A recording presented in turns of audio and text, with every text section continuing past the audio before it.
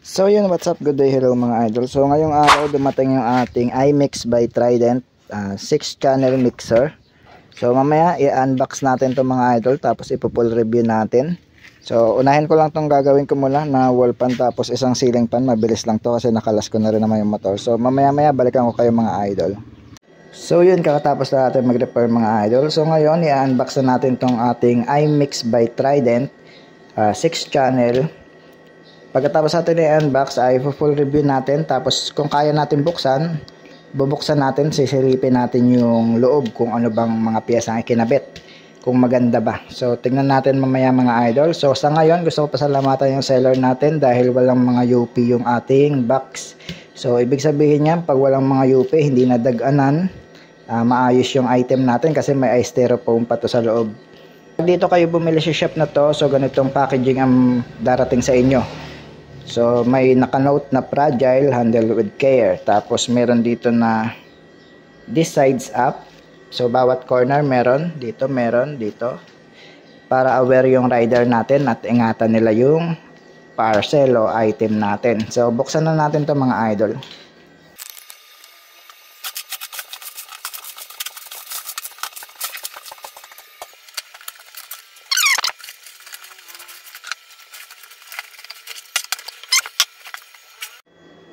So ito yung mga laman ng box natin mga idol. Unahin na natin yung resibo para alam nyo na agad yung price. So takpan ko lang information ko. Ito pilang natin. So ang pangalan niya iMix Trident MC66 channel passive mixer. So nagkakahalaga siya ng 4,749. Pero dahil online ko to nakuha ko lang siya ng 3,500 dahil may discount tayong 1,200.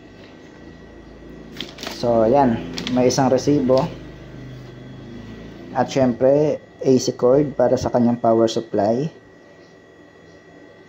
Nakasulat 10 ampere to 50 volts ang capacity. Euro type yung ating plug, bilog. So yan, nakasulat din pala Europe, EUR. Sa baba, EUR yung nakasulat. At medyo makapal na rin yung wire. So sakto lang para sa mixer. Isang USB to USB para nakakonect siguro sa laptop to, papuntang mixer. Isang manual, ayan, may nakadrawing kung paano siya gamitin, may mga nakasulat rin at English, may intindihan natin, English lahat. At yung pinakamahalaga, itong ating mixer. So tanggalin muna natin yung styrofoam dahil naka-styrofoam pa siya kapag binuksan natin siya galing box.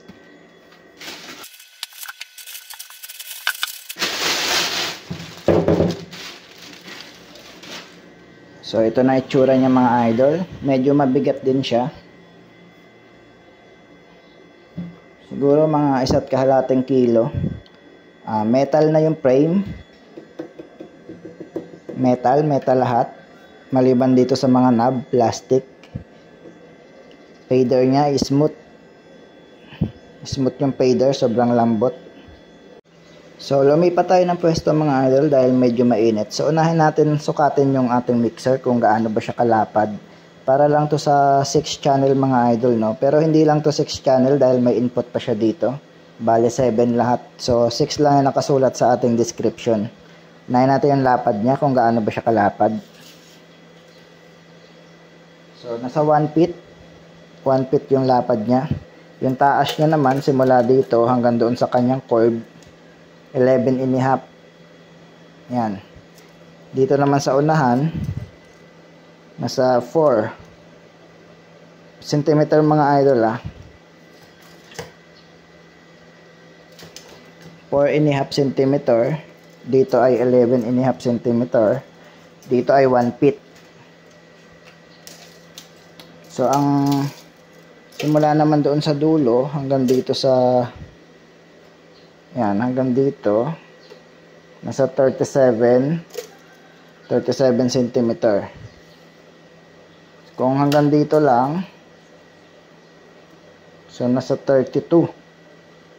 Simula dito naman hanggang doon sa dulo, 32.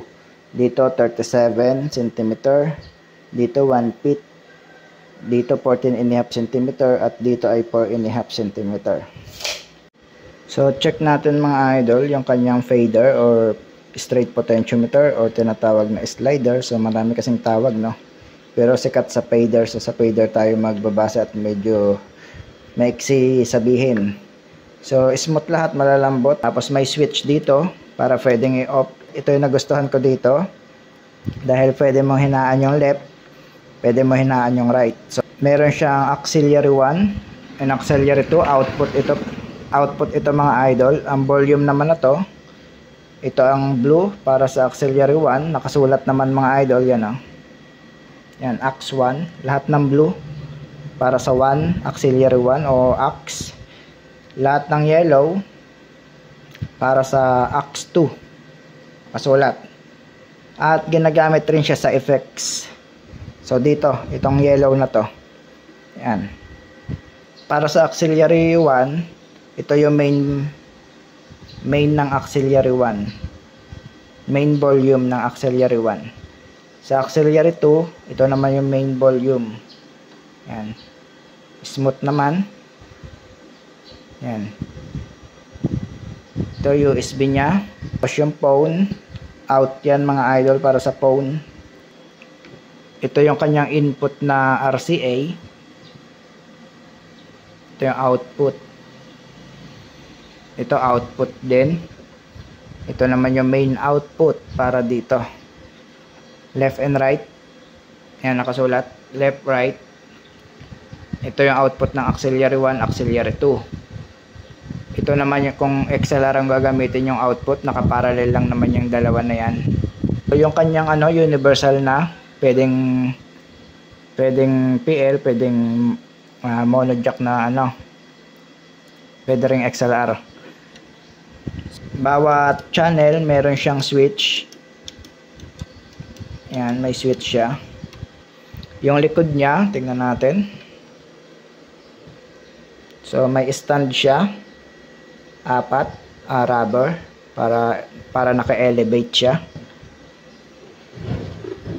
Tingnan natin naman yung likod. Sa likod nakasulat 24-bit display professional mixer. So 100 to 40 volts pwede siya. Amperes niya ay 1.6 ampere. So ito yung switch niya. Ito naman yung kanyang pinaka diagram para alam mo kapag magdi-DIY ka ng mga signal cord. So ito naman yung sa MP3 display. Yan, program din to. Pwede mong pindutin. So may equalizer din siya na built-in. Yan. So equalizer medyo matigas, siyempre dahil bago pa siguro. Pero pagdating sa gitna naglalak siya, yan oh. Oh, naglalak. Ibig sabihin naka-center na. Sa equalizer matigas ng kaunti. Hindi siya ganun ka-smooth, pero sakto lang naman yung tigas. Walang kalog. So tingnan nga natin yung iba. So yan. Pero normal lang na kumakalog yan kasi slider to. Mga potentiometer nya smooth naman. Ito meron siyang lock din sa gitna. Yan, may lock siya. Yan, meron din. Meron din. Lahat ng green meron. Itong blue wala. Itong dilaw wala rin. Tapos yung red meron. So meron lahat ng red, lahat ng green. Itong puti wala. Ito ay para sa gain, sa trim. So pwede niyang yung signal mo tataas or bababa. So dito kayo magbe-base para hindi sagad yung ating hindi siya mag-clip. Pwede niyang babaan dito yung papasok na signal. Tapos ito yung low, mid, high mo. So wala nakasulat. So buksan nga natin yung may nakasulat. Yan, high, mid, low. So, lahat ng sa baba, low, mid, high. Low, mid, high, low, mid, high.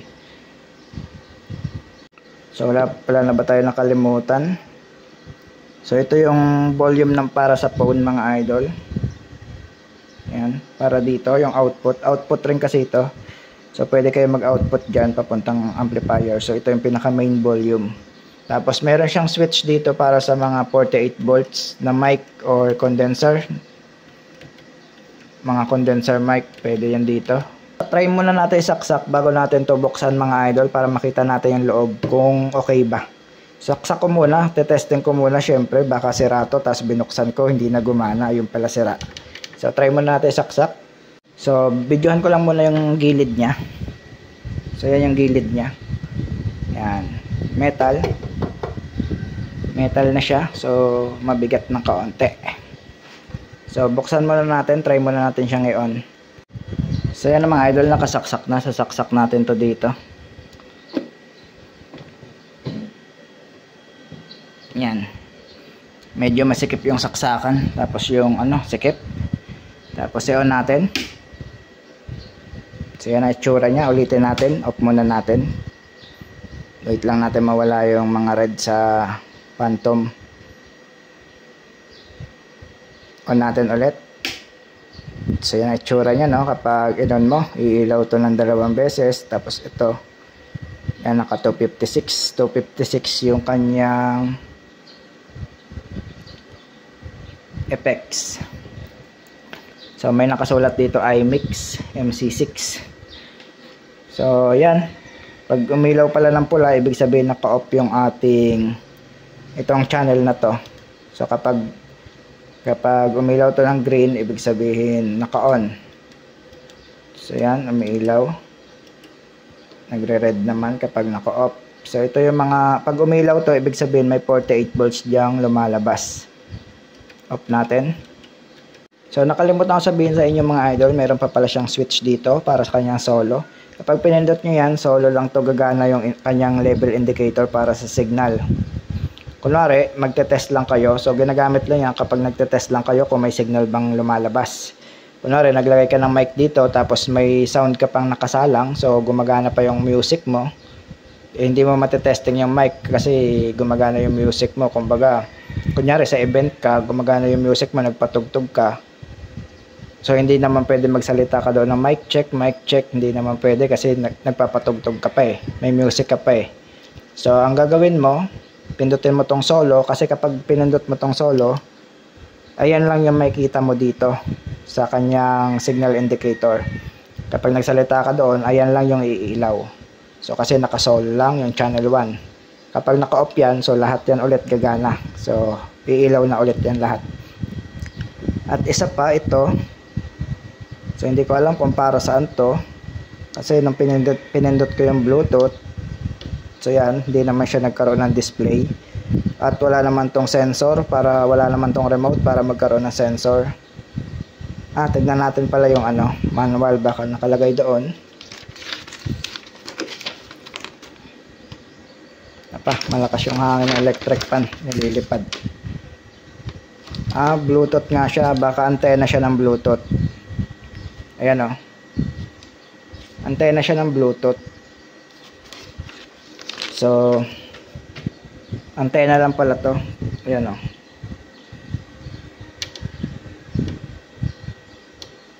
Ayan.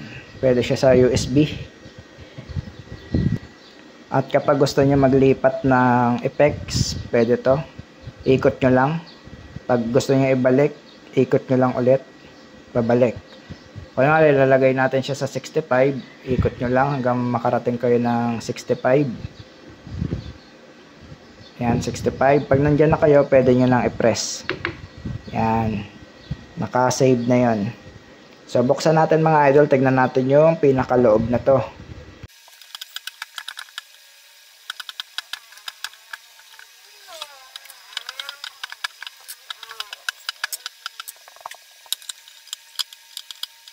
Yung power supply niya. So hindi siya gaya ng iba na naka-transformer. So ito ginamit ay SMPS or switch mode power supply, so madali repair kaysa sa transformer at saka mas mura. Pero mukhang matibay kasi sa pagkaka-layout pa lang ng board, mukhang matibay yung board at saka maganda ang pagkakagawa. Kasi siyempre technician tayo mga idol, alam natin kung maganda or pangit yung pagkagawa ng power supply. So ito ay mukhang maganda naman at madali ito i-repair mga idol kumpara sa transformer na kapag nasunog, bili ka ulit ng bagong transformer.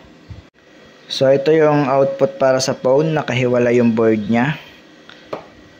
So ito hindi ko nababaklasin dahil puro terminal lang naman yan para sa kanyang XLR, RCA, output ng XLR tapos PL. So terminal lang naman yan mga idol. So ito na lang ipapakita natin. So taob natin yung board kung anong itsura. So yan siya. So hahawig lang siya ng Joson, pero may pagkakaiba lang sila ng kaunti. So ito yun, yung nakikita nating indicator kanina. So antena nga siya, no? Antena nga siya ng Bluetooth. So may salamin lang. So design lang, no? Kahit hindi naman nila nilagyan ng salamin to, makakasagap pa rin yung Bluetooth. So design lang na may salamin para makita lang tong antena. At SMD na yung mga ginamit na pyesa pagdating dito sa kanyang mainboard. Pero kaya na ma-repair to mga idol dahil may mga pyesa naman tayong mahanap na to. Tsaka hindi naman basta-basta nasisira yan, no, kapag tama lang yung connection. May takip para hindi pasukin ng alikabok. So ganun din dito. Yan, may takip siya, oh. Buka natin yan, oh. Kita nyo ba yung takip? So, at itong nandito nagustuhan ko, no, super smooth yan, no. Pero yung nagalaw siya, pero normal lang yan sa mga ganito. So kahit naman branded na gumagalaw. So ito branded naman to, iMix by Trident ito. Yan, no, smooth. Ito yung switch nya. Ang kadalasan nasisira dito yung mga kanyang potentiometer or itong fader or itong mga potentiometer. Ayan yung mga kadalasan nasisira dyan. Yung mga IC, bihira naman masira yan, no? Matitibay naman yung mga yan kahit SMD yan. So ito talaga ang kadalasan dyan. Kaya iwasan nyo ang pasukin ng alikabok kasi dyan nagsisimula yun. Kapag nawala na siya ng contact, palit ka na ng straight potentiometer or fader or slider na tinatawag. So madali naman to i-repair mga idol based sa kanyang circuit. Double printed ang circuit niya, meron pa sa likod. Ayan, oh. May circuit siya sa likod, may circuit siya sa harap. Pero yung mga pyesa ay nasa harapan lang. Ayan. Bigyan ko kayo ng slow mo ng video.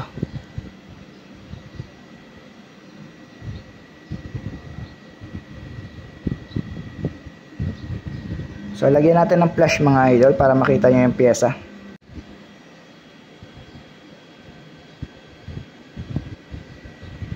Ito yung sa Bluetooth, ito yung mga slider nya, ito yung mga bass, treble, mid, auxiliary volume, pan, auxiliary volume, ito yung display,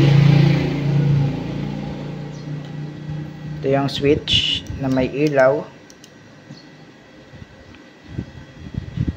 So pares-pares lang naman to. Ito.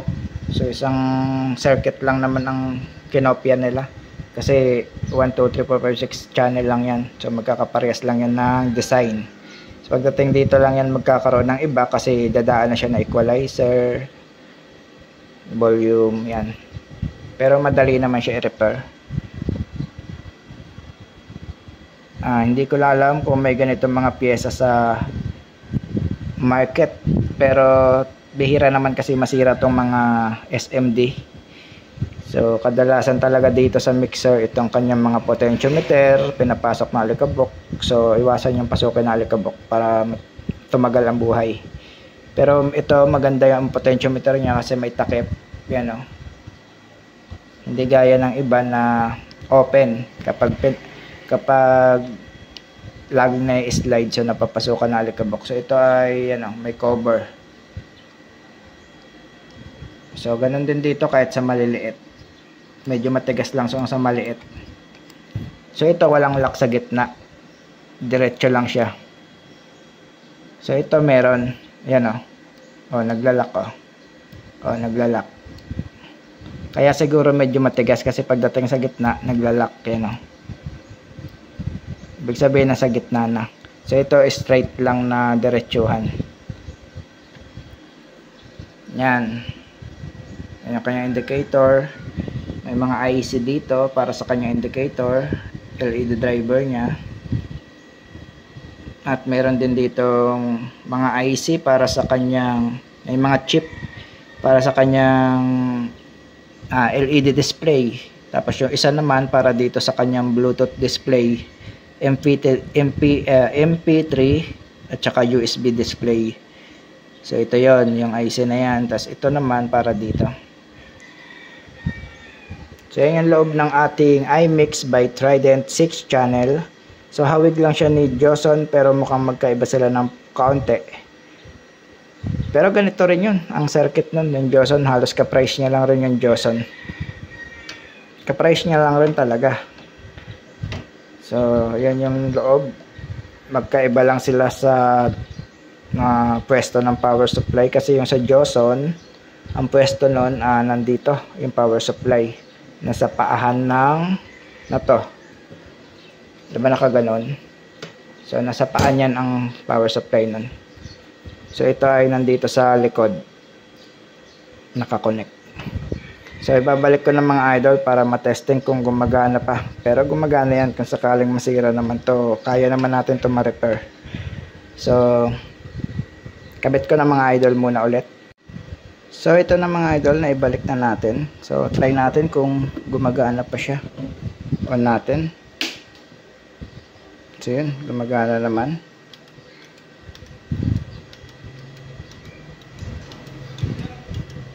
So gumagana naman mga idol at hindi naman nasira nung binuksan natin. Kung gusto nyo marinig yung tunog na to, comments down below na lang at gagawa natin ng panibagong video. So dahil mahaba-haba na yung video natin, so review and unboxing lang talaga tong video natin. So kung gusto niyo ng sound check, comments down below at gagawa natin ng panibago.